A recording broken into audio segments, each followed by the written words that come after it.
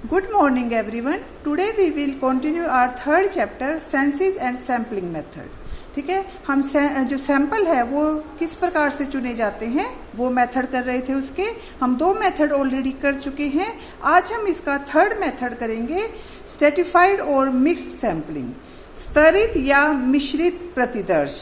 ठीक है, ये हम आज करेंगे. इस मेथड में क्या है, according to this method population is divided into different strata having different characteristics and some of the items are selected from each strata. अब क्या है, देखो इसमें अगर हमारे पास मान लीजिए 100 स्टूडेंट्स हैं, ठीक है, 100 में से हमने 25 है वो सैंपल के रूप में चुनने हैं.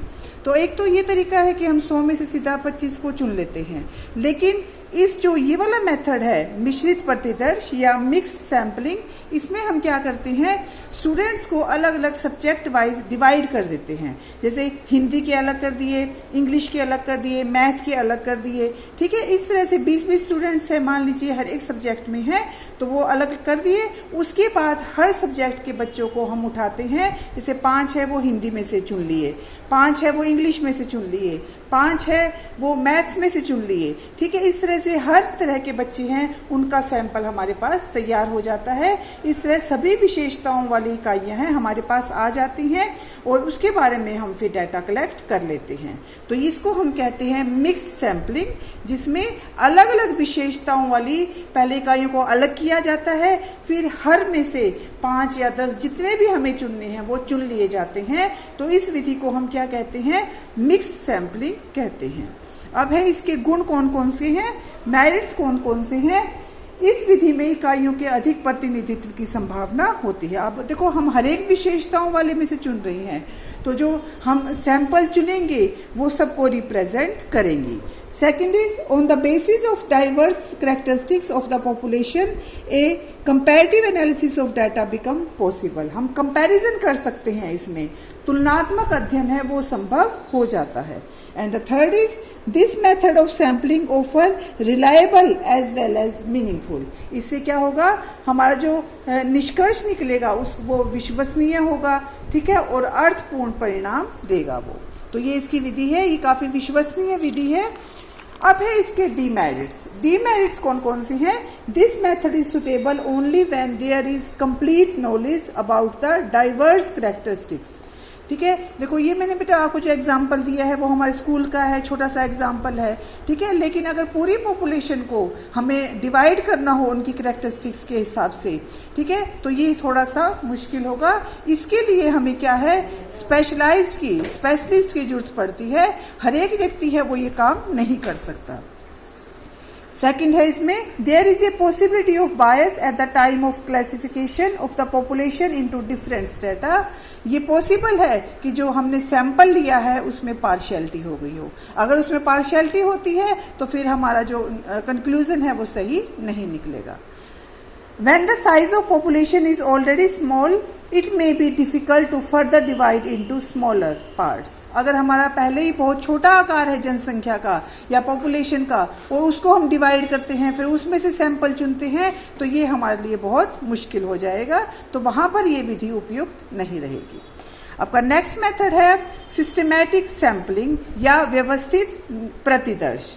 अब इसमें व्यवस्थित प्रतिदर्श में क्या होता है, according to this method units of population are numerically arranged and every nth item of the number item is selected as a sample item.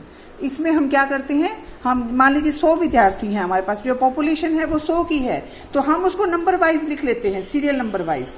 Serial number wise लिखने के बाद क्या करते हैं, जैसे हम देख लेते हैं कि 5th लेनी है, जैसे कोई भी आप टेबल ले सकते हो, 5th, 10th, 15th, 20th, 25th, ठीक है, 35th, 45th, इस तरह से हम आइटम्स हैं वो उनको सैंपल के रूप में चुन लेते हैं. या 10 के डिफरेंस पे चुन लेते हैं, 10, फिर 20, 30, 40, 50, इस तरह से हम अपना जो ये है सैंपल वो चुन लेते हैं.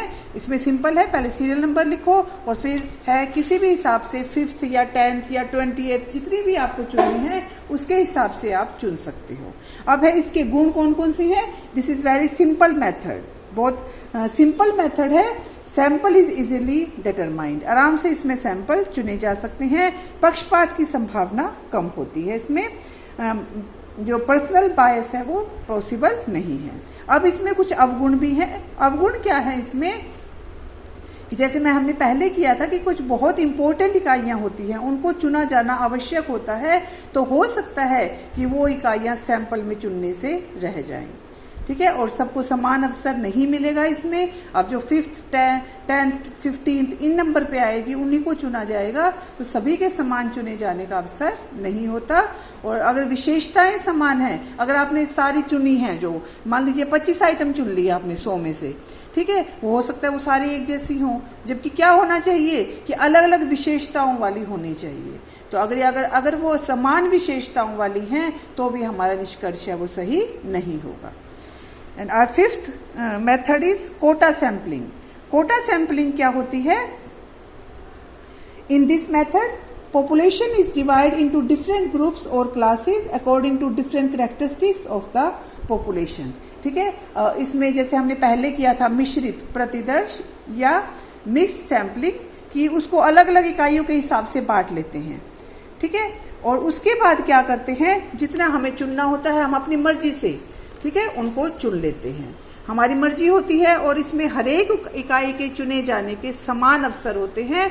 कोटा निश्चित करने के बाद गणक को यह अधिकार होता है कि प्रत्येक भाग में से वो निश्चित कोटे का निर्धारण स्वयं करे। जैसे हमने मिक्स्ड किया था ना, मिक्स्ड मेथड किया था, वैसा उससे मिलता जुलता ही है कि पहले अलग अलग विशेषताओं वाली इकाइयां अलग अलग कर लो, और उसके बाद है वो अपने हिसाब से जितना आपको चुनना है, जितना आपने कोटा निश्चित किया हुआ है उसके हिसाब से आप चुन सकते हो, ठीक है। उसके बाद आता है आपका कन्वीनियंस सैम्पलिंग या सुविधा अनुसार प्रतिदर्श।